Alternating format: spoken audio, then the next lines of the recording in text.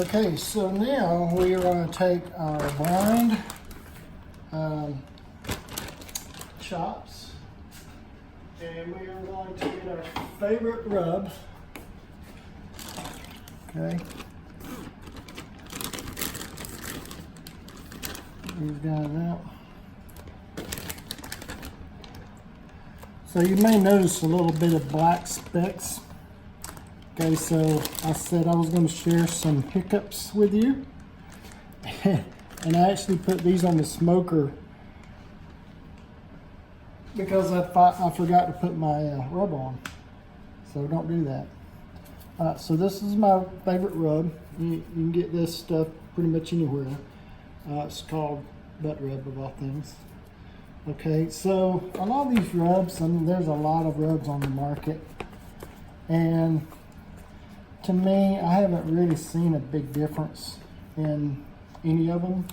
I've tried probably 3 or 4 different brands. Now there are some in the Hispanic section of the grocery store. You can find some brisket rub, and it's a lot more spicier. So if you like the spicy rub, get you some out of the Hispanic section of the grocery store. I'll see if I can figure out the name of it and put it in the post later. So we're going to coat that up real good, and now we're going to put them on the smoker.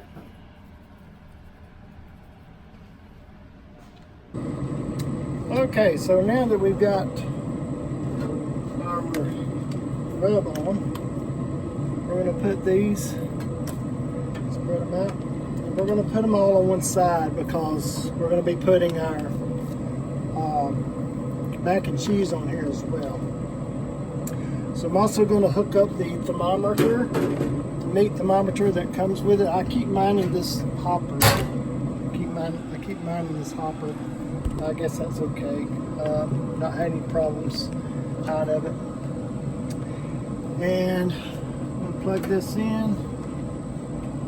So you want to find the largest or thickest steak, or thickest piece.